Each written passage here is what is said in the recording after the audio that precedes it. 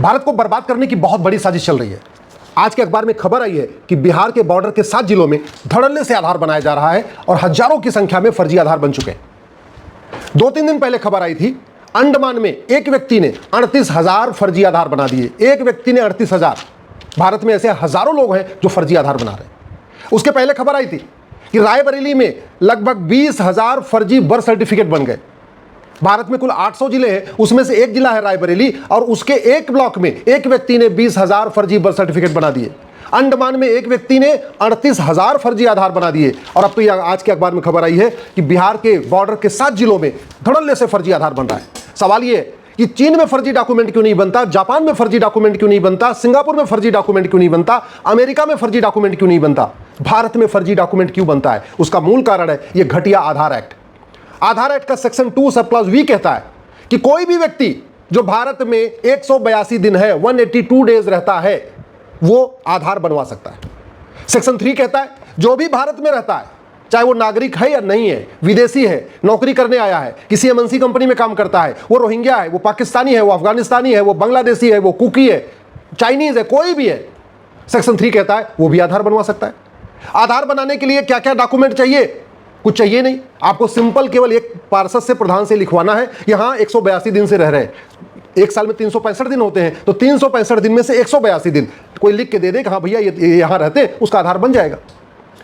चूंकि आधार बनाने की कोई कंडीशन नहीं है और फर्जी आधार बनाना कोई गंभीर अपराध नहीं है, तो फर्जी आधार बनते चले जा रहे। इस कानून में, आधार एक्ट में कहीं लिखा ही नहीं है कि फर्जी आधार बनाना और फर्जी आधार बनवाना जघन्य अपराध है।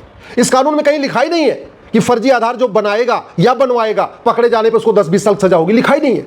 और इसी घटिया कानून के कारण भारत में लाखों की संख्या में रोहिंग्या, बांग्लादेशी, कुकी, पाकिस्तानी, अफगानिस्तानी आधार अब तक बनवा चुके। जैसे ही एक डॉक्यूमेंट बन जाता है वो तुरंत दूसरा डॉक्यूमेंट बनवा लेते हैं। मतलब भारत के अंदर आए, 2,000 रुपए देके बॉर्डर पे, खुला रेट चल रहा है, चाहे असम का बॉर्डर है चाहे बंगाल का बॉर्डर है, 2,000 रुपए देके आराम से अंदर आ रहे हैं। और अंदर आए, आधार एक्ट कहता है कि हाँ वो आधार बनवा सकते हैं, आधार बनवा लिया। आधार बनवाने के बाद फिर दलाल को पकड़ा, तहसील के दलाल को, 2,000 रुपए में राशन कार्ड बन गया। फिर नगर निगम के दलाल को पकड़ा, 2,000 रुपए में बर्थ सर्टिफिकेट बन गया।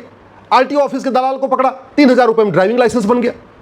और जब 4-5 डॉक्यूमेंट बन गए, वोटर आईडी में नाम जुड़वा लिया, वोटर आईडी में नाम जुड़वा लिया, जनधन खाता खुलवा लिया, आराम से केंद्र सरकार की किसान सम्मान निधि आ रही है, हर 3 महीने वो भी आ रहा है, मुफ्त में वजीफा भी मिल रहा है, लोन भी मिल रहा है, मुफ्त में मकान भी मिल रहा है, मुफ्त में राशन भी मिल रहा है। इस तरीके से भारत में हजारों की संख्या में पाकिस्तानी, अफगानिस्तानी, रोहिंग्या, कुकी, बांग्लादेशी सारी सुविधाओं का फायदा उठा रहे हैं। जो सुविधाएं भारत के लोगों को नहीं मिल रही हैं वो सुविधाएं भी उठा रहे हैं। क्यों? क्योंकि वो माइनॉरिटी भी है।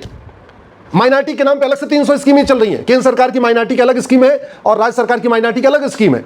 ये पाकिस्तानी, अफगानिस्तानी, रोहिंग्या, बांग्लादेशी, कुकी जो आ रहे हैं वो माइनॉरिटी का सारी स्कीम का फायदा उठा रहे हैं, सामान्य स्कीम का भी फायदा उठा रहे हैं, माइनॉरिटी स्कीम का भी फायदा उठा रहे हैं। अगर इन घटिया कानूनों को बदला नहीं गया तो 2047 में विकसित भारत नहीं बनेगा, 2047 में भारत बर्बाद हो जाएगा। लिख के रख लीजिए।